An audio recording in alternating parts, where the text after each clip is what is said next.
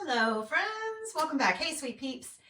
I just thought I would do a quick video for you guys just to kind of share some of the thoughts inside of my brain or my techniques that I use, or just to give some helpful hints. Earlier I did a project today sharing our February club transfer, and I did it on a surface that was much bigger than the transfer. The transfers run about like 8.5 by 11 kind of size, the B size transfers that you get with the club. So it's definitely was smaller than the surface I was using, and it still looks fabulous. This is an 11 by 14 surface. It's just a plain black canvas, piece of canvas, and it was already came black. So, sometimes you might do it on something that's a little bit bigger and you think, oh gosh, it's too empty. That's how I am. I have a problem with negative space for some reason. But I don't like things like cluttered. I like them organized, but I don't like it when there's like a lot of open space. So I guess I would never be able to do the modern or simple approach to decorating. But since it's a little bit bigger, I feel like it needs something more. So I'm going to just kind of take you through my process and tell you. When I was doing the live, I had no idea because I hadn't seen it on the surface, and I'm a very visual person. So I hadn't seen it on the surface at all yet, and really hadn't thought through what else I would do with it. If I had done it, prior, then I probably would have. But so once I finished up with the project, and I had to do a little bit of cleanup because it was on canvas, I got it all clean, and I started thinking, okay, what would I like to do to make this a little more appealing, or have a little bit more oomph? Just make it a little more fabulous. Like I said, it could be just fine, just like this. And a lot of people like the simplicity of that and would go with it. Generally, right now anyway, when I design things, I do it based on my taste. I don't always do it, even though I sell a lot of my items, I don't do it, or I give it away. If I'm giving it away, obviously I kind of know that person, and I would gear how I was creating the project towards the person that I was sending it to. But if I'm doing it to sell, I don't often do it just like what everybody else is doing. I don't do plain, I don't do like neutrals a lot, just because that's not what I enjoy. So, there's a place for everything, and every once in a while I'll go outside my comfort zone like I did with that pillow last week and do a more neutral palette. But anyway, today I'm going to add a little more to it. So I could do another project and only use the surface, and it would be just fine, right?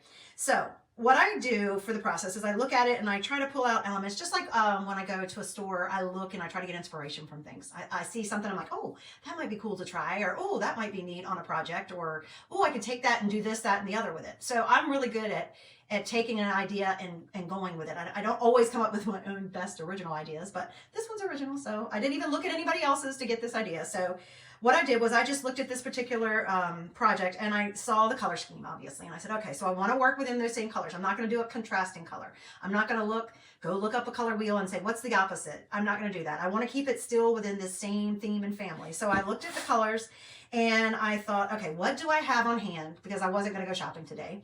And I felt like I probably, because I have such a large craft supply, mainly from scrapbooking, to be honest with y'all, over the years, since I have such a large amount of craft supplies, I know I probably have something here. And as long as it's organized and I can find it, then we're in good shape.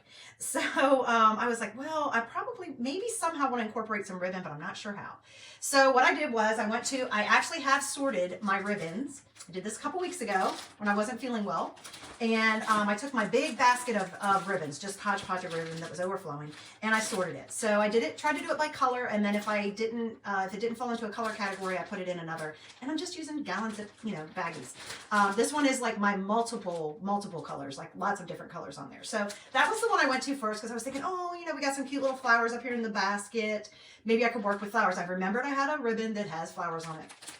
So that's kind of what I was hunting for, but I couldn't remember exactly the colors. So as you can see, I do have that cute little tiny flower ribbon, but it's got green in it, which would have been fine. I considered using it. But the pink, I feel like, is just a little too bright for this color. This is more of a berryish color. So it's got a little more purple to it. And I felt like this was a little too reddish pink. I don't know if that makes sense to you, but that's kind of what I did. So I'm like, oh, okay, that's not going to work. Is there anything else in here? No. So I put it aside. So then I'm like, well, what other colors should I pull out?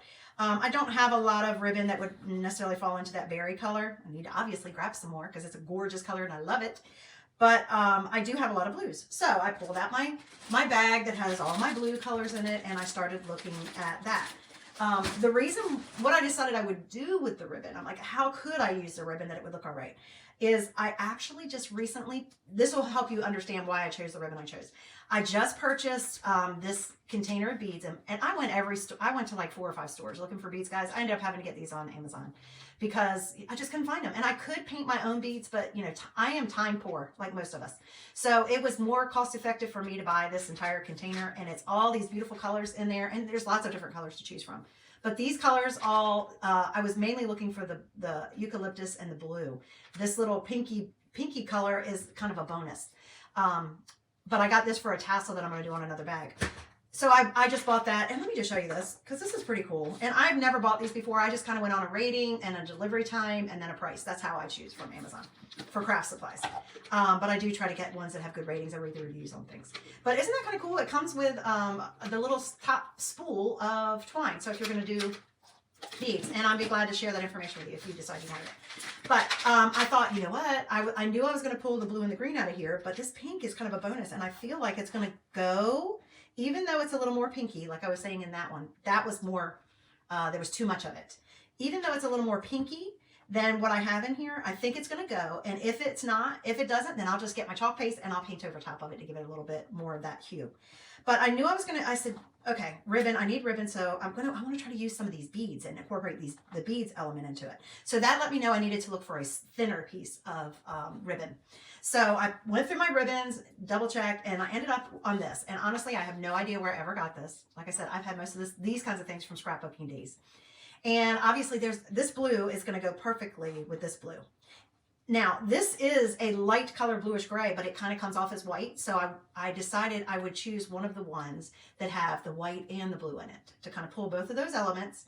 And I just kind of like the look of this one better. It's just a hint of it. And I feel like it's going to be just right as opposed to the baker's twine for this particular look. So that's how I chose my ribbon. And that's my beads. Like I said, I had ordered these beads for the eucalyptus and the blues that are in there that I'm going to be doing on another project. And these just happen to work perfectly with what I'm doing today. Now, the next thing is, okay, I'm like, what other elements? I'm still feeling those flowers because we got these cute little flowers in the basket, right? So I know I have a container of, like I said, from scrapbooking days of fabric flowers. So I just emptied this guy out, pulled them out, started looking at the colors, what colors would go. I actually have some that almost match it perfectly. It makes me so happy. So I looked at the colors, and then I started looking at the shapes and the sizes. Now in decorating, you want to stay with odd numbers, like 3, 5, 1, 3, 5, 7, 9, whatever. But stay with your odd numbers. So I don't want it to overpower. I just want it to kind of accent. So I'm sticking with 3s on this, and I have, several ones that I pulled out that I played with. Like, okay, I've got this white one because I'm going to do white. I don't have anything that light blue, but I think the white will be it'll still be a good accent. And actually, I may even take some of my chalk paste and go over this to make this kind of that blue color. I may take that and do that. This one, gives me the feels of both of the blues. Okay, so I went with this for sure. I decided.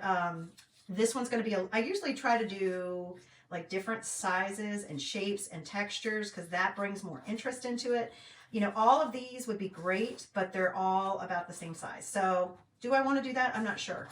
But I'm thinking about the corner here and then alternating it and putting my beads and my ribbon over here.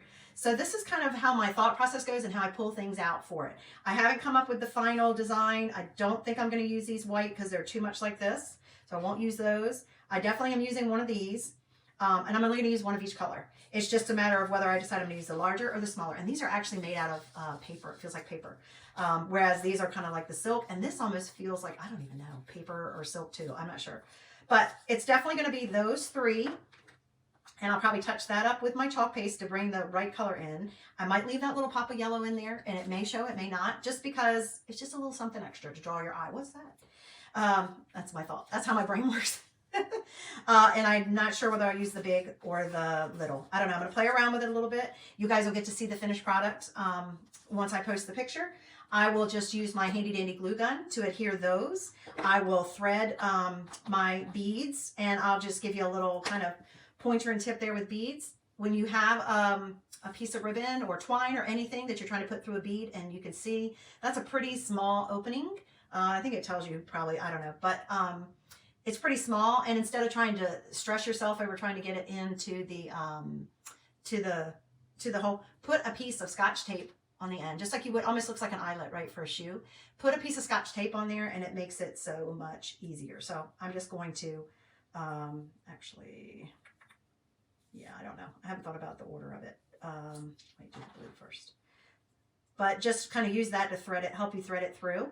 And then what I probably will do with that is I will wrap that ribbon around here and I'll attach it to the back either with a glue gun or I'll use my stapler or staple gun if the staple won't go through. To attach that ribbon around here, it'll probably just be on the side and I won't use any glue. But that's kind of what I'm going to do. That's my plan. So I just thought I'd bring you on the inside and show you a way to take something that you make and just kind of, you know, take it up a notch if you like to have that kind of look. If you have any questions about any of the products that I've used, again, or any thing that I'm doing, or you just need some help or guidance, that's what I'm here for. So reach out and let me know. Okay? Thanks, guys. Thanks for joining me. I hope this was helpful. See you next time.